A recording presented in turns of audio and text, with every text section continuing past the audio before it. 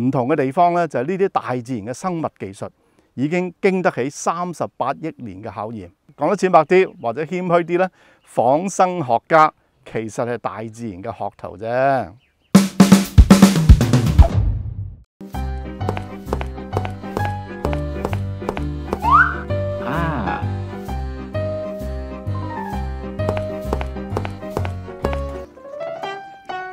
誰道群生性命微，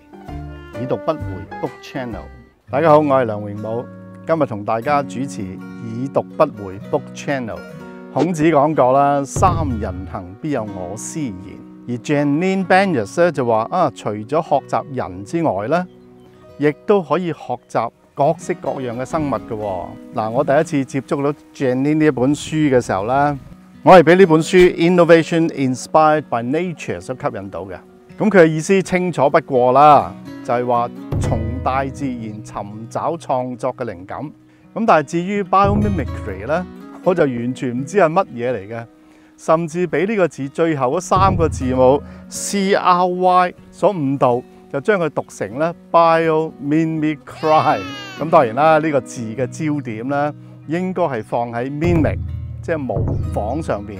其次就係 bio， 即係生物啦，最後 ry 兩個字咧，應該係 discipline 學科嘅意思。咁如果用呢個思路去理解咧，呢個字咧應該係讀成 biomimicry， 中文就係仿生學。其實千百年嚟啦，世界各地唔同嘅民族已經懂得係學習生物㗎咯，實踐仿生學嘅，只不過冇將呢一門科學咧系統化啫。嗱，我哋中國最早嘅仿生學嘅應用咧，聽講係我哋嘅古人模仿蜘蛛結網，將啲草繩編織成網，咁就攞去捉魚。咁直至到1997年 Janine Benyus 出咗呢本書之後咧 ，biomimicry 仿生學呢個名稱先至普及起上嚟。Janine 曾經講過一個故事，喺佢屋企後院咧，有一群黃蜂就起咗一個巢喎。咁隔離有一個男仔細細個嘅，見到個蜂巢之後咧，就走過嚟同 Janine 講咯喎，姐姐啊，你真係好啦，你為呢啲黃蜂咧做咗個巢喎，做咗個家喎。但係呢個巢咁精巧，究竟你係點樣做㗎？喺小朋友心目中咧，原來只有人類先至可以做出咁靚同埋結構咁精準嘅嘢。雖然話小朋友無知啫，但係唔多唔少都反映出我哋咧忘記咗一個事實，喺人類未為我哋自己同埋家人蓋房子之前咧，已經有無數嘅生物識得點樣去築巢掘洞為家㗎啦。人類唔係第一個懂得調控家居溫度嘅生物，亦都當然唔係第一個識得去結網嘅生物，諸如此類。咁所以仿生學呢個年輕嘅科學嘅出現咧，可以話我哋人類開始醒覺到，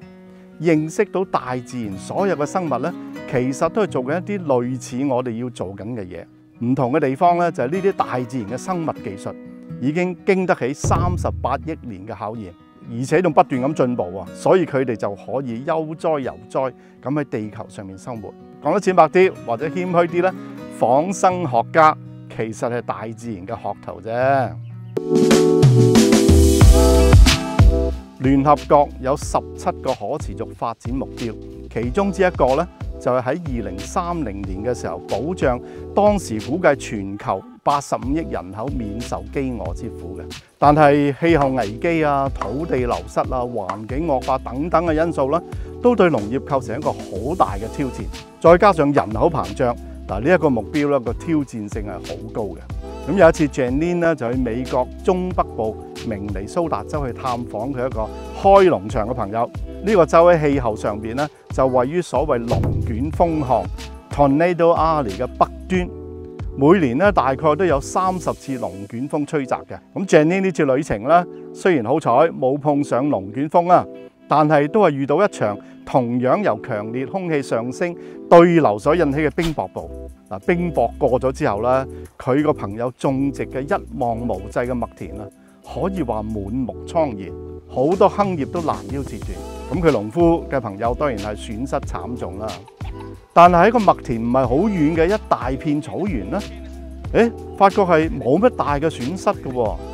咁 Janine 突然間明白起上嚟，原來呢啲草原咧喺千萬年嚟經歷過無數嘅冰雹、暴雨、乾旱，甚至龍捲風。但係佢哋嘅基因咧已經係充滿咗呢啲抵禦惡劣天氣嘅資訊。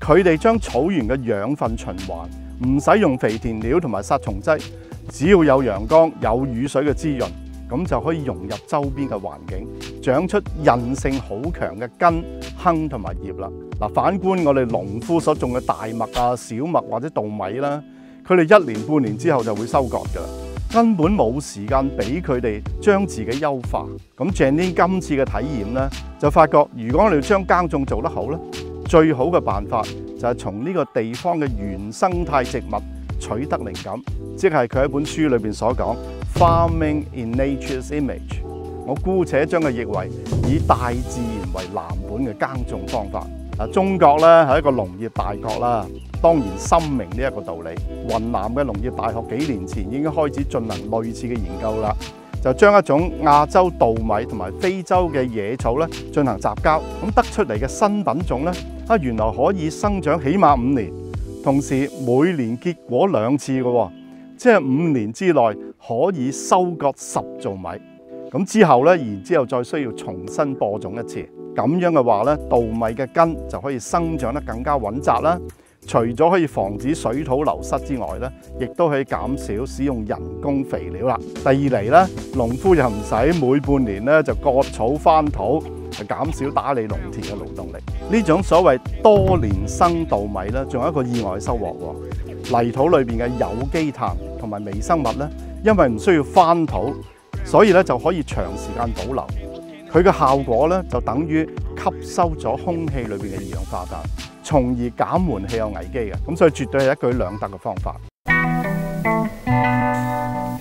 嗱，講到氣候危機啦，除咗燃燒化石燃料之外啦，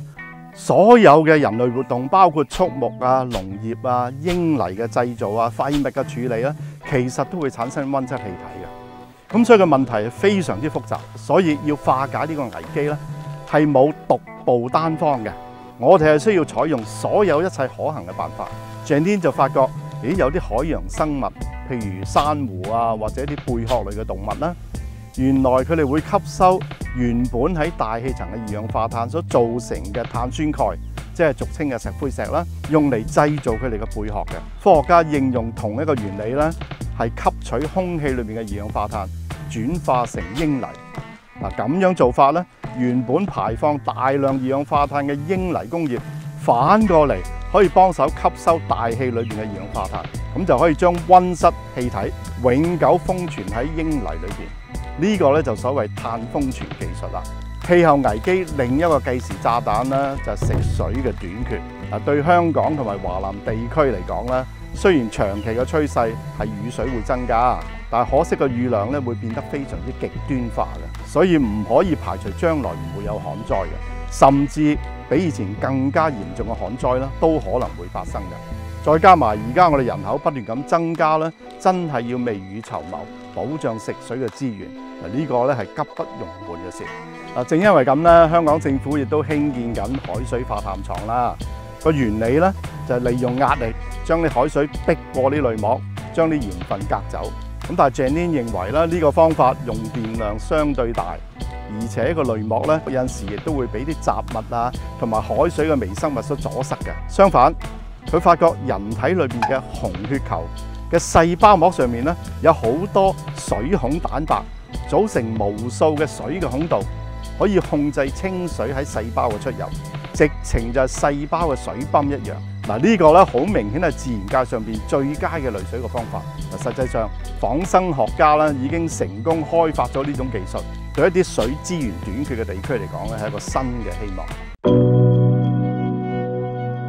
嗱，呢一排香港以至全世界咧都問題多多啦，有啲人就乘機日以繼夜咁發表意見，當中雖然都好多咧有真知灼見嘅，但係大部分都係拾人牙慧、缺少根據嘅言論。